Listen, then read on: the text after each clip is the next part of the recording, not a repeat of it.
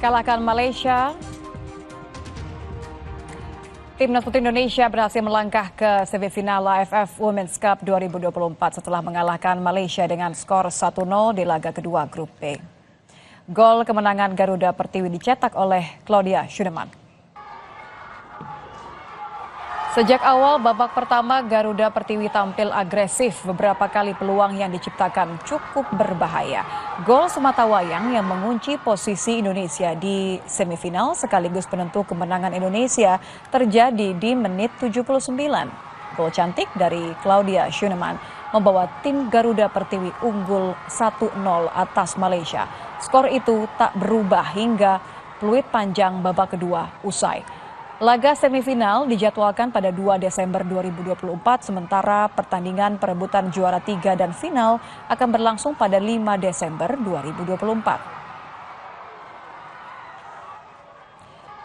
Pemain Timnas Indonesia yang dipanggil Coach Shin Tae-yong untuk Piala AFF mulai berkumpul untuk pemusatan latihan atau training camp yang berlangsung di Bali.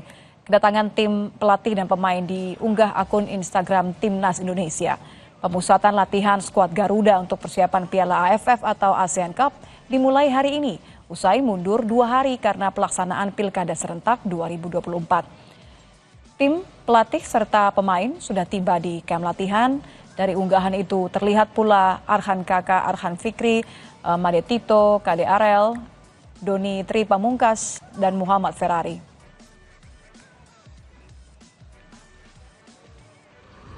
Unggahan lain dari Timnas Indonesia, para pemain memulai latihan fisik di dalam ruangan. Dari 33 pemain yang dipanggil, Shin Tae-yong akan dikerucutkan menjadi 23 atau 26 pemain yang menjadi skuad final untuk Piala AFF.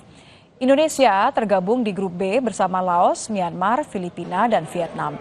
Indonesia akan mulai kompetisi dengan laga tandang melawan Myanmar pada 9 Desember, lalu bermain di kandang melawan Laos pada 12 Desember.